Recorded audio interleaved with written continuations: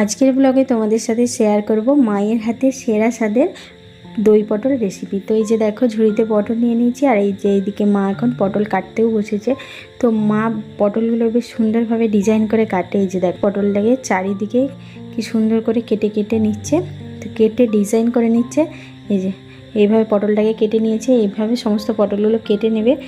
আর এই যে দেখো সমস্ত পটল কেটে ধুয়ে নিয়েছে, আর এইদিকে কড়াই তেলও গরম করতে দিয়ে দিয়েছে। আর এখন পটলের মধ্যে নুন ও হলুদ মাখিয়ে নিচ্ছে পটলগুলো ভাজার জন্য। তো তেল গরম হয়ে গিয়েছে, আর এই যে দেখো মা এখন পটলগুলোকে একে একে তেলের মধ্যে দিয়ে দিল।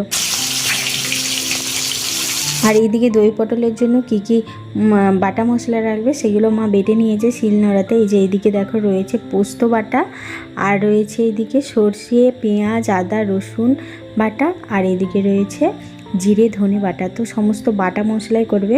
আর দই পটলের জন্য মেন যে উপকরণ সেটা হচ্ছে টক দই। তো এইটা আমাদের ঘরে পাতা টক দই, ওই 4 থেকে 5 চামচ টক দই হবে। তো এই যে দেখো টক দইটাকে এখন ভালো করে ফেটিয়ে নিচ্ছি। তো এর মানে দইটাকে ভালো করে ফেটিয়ে নিলে আর দানা দানা থাকবে না। তো কথা বলতে বলতে দেখো আমার এইদিকে দইটা ফেটানো হয়ে গিয়েছে। তো মায়েরও এইদিকে পটলগুলো ভাজা হয়ে গিয়েছে। এবারে ওই কড়াইয়ের তেলেতেই তেল দিয়ে এবারে ফোড়নে দিয়ে দিল শুকনো লঙ্কা আর 7 লং। তো ভালো করে মানে ফোড়নটা হয়ে গেলে এর মধ্যে পেঁয়াজ, আদা, রসুন বাটাটা দিয়ে দিল। তো ভালো করে ভেজে নিচ্ছে। আর এবার এর মধ্যে গুঁড়ো মশলা দিয়ে দিচ্ছে, হলুদ গুঁড়ো, লঙ্কা গুঁড়ো। তো ভালো করে সমস্ত মশলাটা কষিয়ে আর এর মধ্যে সর্ষে বাটা আর জিরে ধনে বাটাটা দিয়ে দিল। তো এবারে সর্ষে, জিরে, ধনে বাটার সঙ্গে একটু জল মিশিয়ে ভালো করে মশলাটাকে কষিয়ে নিচ্ছে। মশলার মধ্যে আবারও সামান্য পরিমাণে জল আর স্বাদ মতো নুন দিয়ে ভালো করে কষিয়ে নিচ্ছে।